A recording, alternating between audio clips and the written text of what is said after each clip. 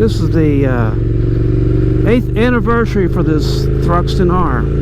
Yep, 8 years ago in May I bought the bike. I didn't get it delivered until June 27th, I think. It was the first bike, Thruxton R, bought in Idaho though. And I did a video about a year and a half ago about the bike, and it's got a little bit more details than I'm going to share with you here on this ride. But I'll put a link to that video in the comments section. It tells you about all the maintenance and things that I put on it, and if anything's went wrong and things like that. But I'm not going to talk about that today. I think the only thing's really changed since that one about a year and a half ago is I put about another 1,500 miles on it, on the bike. I've had another oil change, so I'm on my 9th oil change and filter. I put the tires on that I was talking about in that video. They've been on for a while, the Michelin Road 6s. And, you know, I've only got about 11,500 miles on this bike. And like I said in the other video, one of the reasons I don't have a lot of miles on the bike, that I've had a lot of bikes that I've had that I've been riding also. This bike, there's been 11 other bikes in the garage in my shop during the period of time I've owned this motorcycle. So there's been plenty of other bikes to ride, and I use them a little bit for different purposes. As you can imagine, I'm probably not going to take this out on a, you know, a 2,000 mile ride. Although I guess I could. But I am over 70 years old, so that's probably not going to happen. One of the curious things that has happened is I've actually found that I get less tired on this bike now than I did 8 years ago. I have no idea why. It doesn't, you know, the clip-ons don't hurt my hands. I've got today I put the Corbin seat on it, but most of the time on the shorter rides like the Idaho City and stuff, you know, 60, 70 mile ride, I'll use a regular seat. Today it's a little bit longer ride. You know, I'll be riding about 5 hours. So I'll put the Corbin on. It gives me a little bit more comfort on the seat, and gives me just a little bit more of peg to seat height. This bike is right on the margin for my knees. And I use the back foot pegs a lot, but today I got the camera on one of the back there on one of the foot pegs, so I won't be using that. But it's a very, very enjoyable bike. One of the things I don't think I discussed with the bike last time was all the different sprocket combinations you can run on this bike, which changes the gearing and changes the nature of the bike. The stock bike comes with a 1642 tooth sprockets, 16 on the front, 42 on the back. Well, I've run all the way up to an 18 on the front and a 37 on the back. Now I've done that land speed racing, but generally running out on the road like I am today, I'm running 17 on the front today and a 40 on the back, so it's geared up a little bit. That keeps the RPMs down. It's a very smooth bike anyway. Keeps the gas mileage going up, so I really do like the 1740 combination, especially since I've added 15 horsepower to this bike, and it still has plenty of scoot with the 1740. And it's just a little bit slower in a quarter mile with those sprocket combinations on. But you know, I really like this bike. As you can see, I've changed the color, and you'll notice that in the other video that I linked here, it came in a silver color, and I like the silver color. It looks really nice. But after 5 or 6 years, I decided I wanted to change it.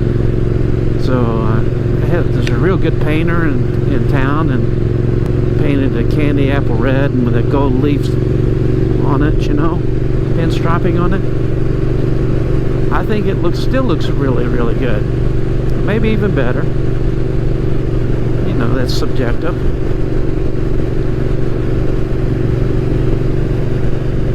I've had an opportunity to check out a lot of bikes that are competitors for this motorcycle.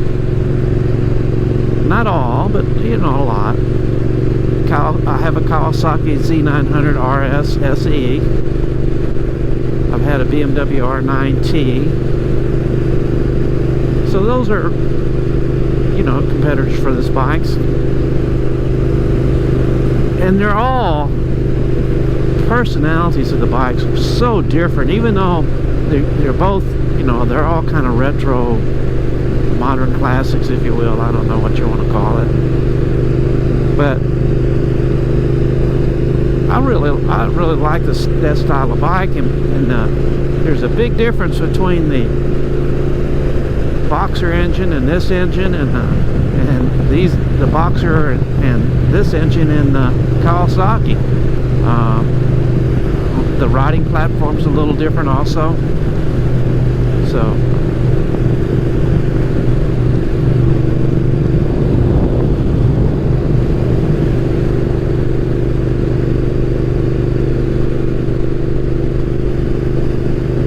overall, I think it's a very, very good purchase on this bike. I've spent a lot of money on the bike, but it wasn't money I had to spend.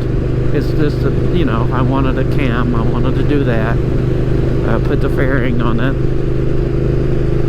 just some stuff like that. And a lot of those expenses are pretty high. I do change the oil and oil filters in it a lot. It's averaging a little over 1,000 miles. So I do it quite frequently. I've had to replace the fork seals on the bike. That's probably more if you watch the other video. You can see that on drag racing I did a series of wheelies there. It probably wasn't very good on the fork seals.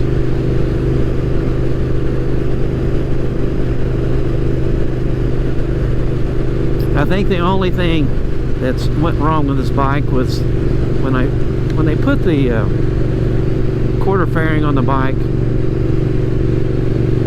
It stretches out the wiring harness going from the headlight to the ignition switch. Then they complicate it by putting a really tight thing of plastic that has to go through, so every time you turn your front wheel a lot, left or right, it would kind of bind up. And that eventually didn't cut into the wiring and on the harness. Now I got that replaced under warranty. I'm glad I did have the extended warranty on this bike.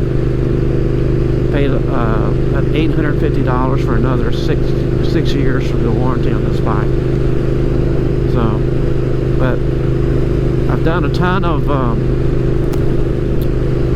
55 drag races on this bike. 19 times down the Bonneville Salt Flats. It's never given me a lick of problem, and it's really held up well. I got a lot of bug juice on it now, but it's really held up well when you look at the bike with no corrosion hardly at all on the bike. But I do keep it clean.